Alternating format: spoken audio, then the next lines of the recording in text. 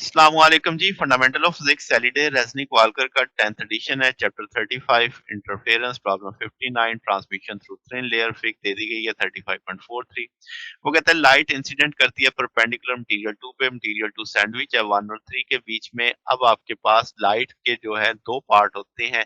अब वो कहता है कि लाइट जो मटेरियल 3 में जा रही है वो तो एक हिस्सा उसका रे नंबर 3 अनरिफ्लेक्टेड जा रहा है कि सीधा ही जा रही है।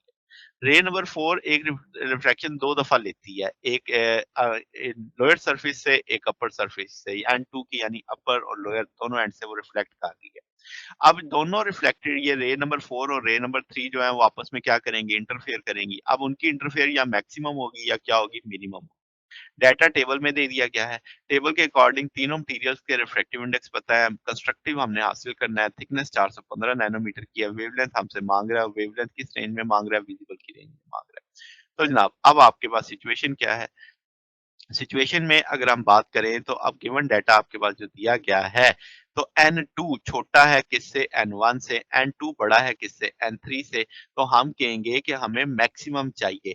तो अब आपके पास दोनों हम पहले सिचुएशन समझते हैं कि जब लाइट किसी डिफरेंट रिफ्रैक्टिव इंडेक्स वाले इंटरफेस पे टकराती है तो लाइट रिफ्लेक्ट करती है ऐसे मीडियम से जिसका रिफ्रैक्टिव इंडेक्स ज्यादा है उस मीडियम के लिहाज से जिसमें वो चल रही है, तब उसमें λ/2 का चेंज आता है।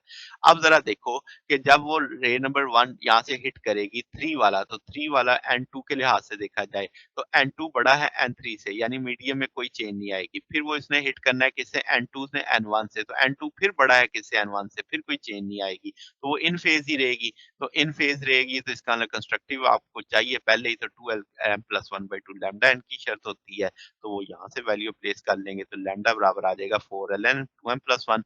एम की वैल्यू 0 रखेंगे 2639 नैनोमीटर, एम की वैल्यू 1 रखेंगे 880 नैनोमीटर, एम की वैल्यू 2 रखेंगे 528 नैनोमीटर।